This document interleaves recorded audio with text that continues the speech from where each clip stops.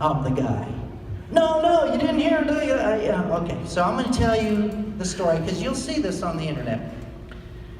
People ask, was it ever fun to fly the jet? And I told this story one time in Seattle 25 years ago, and it became, this urban legend or something. It's all true.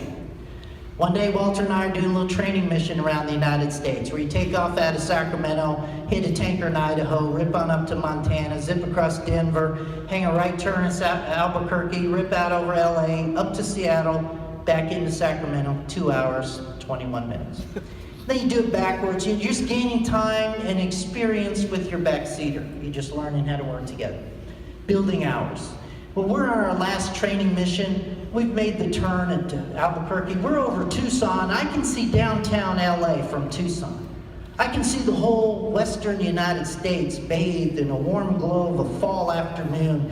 6 in the evening, radios are silent, the air is smooth, not a gauge moving in my cockpit. It is perfect. I can see the whole chain of the Rocky Mountains from Canada to New Mexico, and I'm seeing all this scene, and it's all perfect. And I'm thinking, we bad. And I feel sorry for Walter because he has to monitor 5 radios in the back seat.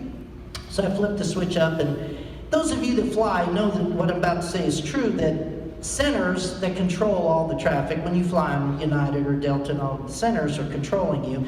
Albuquerque Center, LA Center, Seattle Center, Cleveland Center, Jacksonville Center. It all sounds like the same guy because they all talk really cool and they want to make you feel cool as a pilot. So they don't just talk normal. And I swear it's the same guy, but we kind of like it. So whenever you ask them a question, you're going to get talked to like you're somebody important. Those of you that fly Cessnas all know that, hey, that sounds cool. Well, we flip up the switch, and sure enough, this is in the pre-GPS days. People always want to know their ground speed because they get lost, or they got to get their position. Well, who knows?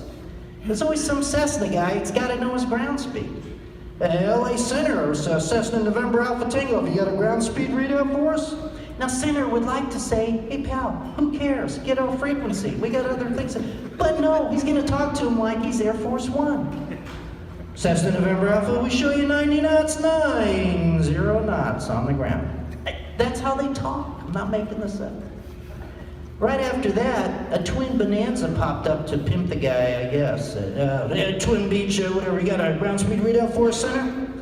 Senator's probably thinking, God, it's Friday afternoon, why me, God, please go away. But no, he's going to talk to him like he's, a shuttle astronaut. Twin Beach, we show you 120, 120 knots on the ground. And right after that, a Navy F-18 out of Lemoore popped up on frequency. And you knew it was a Navy guy because he talked very cool on the radio. Center, Dusty 5-2 speed check.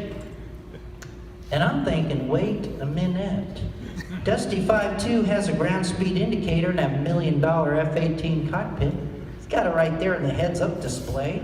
Got it right there. Why are we calling Center to broadcast our speed? Oh, I get it. We're just the meanest, baddest, fastest military jet in the valley today. We're taking our little Hornet jet over Mount Whitney and ripping across Death Valley, and we want everyone from Fresno to the coast to know what real speed is. And you can almost hear a little glee in the controller's voice, like just touch, like we've put an end to this. Dusty 5-2, we show you 620, 620 knots across the ground. And it was that across the ground, see, that was that little, we've had enough of this, I don't want to hear anybody else now. And there was silence on the radio. There wasn't an airliner from Seattle to San Diego that wanted to be next on frequency, just an etiquette thing. And a 12-year-old was reaching for the mic button. And I thought, oh no, Walter's in charge of the radios. No, it's the Navy, they must die now. I thought, no, but if I do that, I'll destroy all the training, and I want us to be a good crew. And at that moment, I heard a click of the mic button in the back seat. Ladies and gentlemen, Walter and I became a crew at that moment. In his very best innocent Cessna voice, Walter, LA Center, Aspen 30, have you got a ground speed readout for us? You could almost hear a collective gasp on freak from everyone, like, oh, the poor fools, they didn't hear the previous transmissions. And center had to give you that same voice. Aspen 30, we show you 1,942 knots across the ground. It was like a little glee in his voice. And I knew I was going to like Walter for the next 4 years is when he came back and said, Senator, we're showing a little closer to 2,000. Ladies and gentlemen, I want you to know we never heard another transmission all the way to the coast.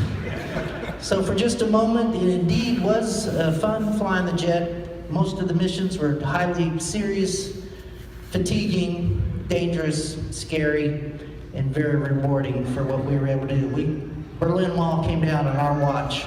Gaddafi was silenced on our watch. And we saw the Soviets flail. Reagan knew how to use this airplane and used it well. We were proud to do it.